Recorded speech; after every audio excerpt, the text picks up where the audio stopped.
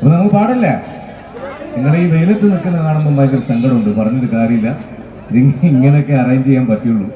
Okay, അപ്പൊ ഞാൻ എന്തായാലും എൻ്റെ ഫാമിലി കൂടെ വന്നിട്ടുണ്ട്.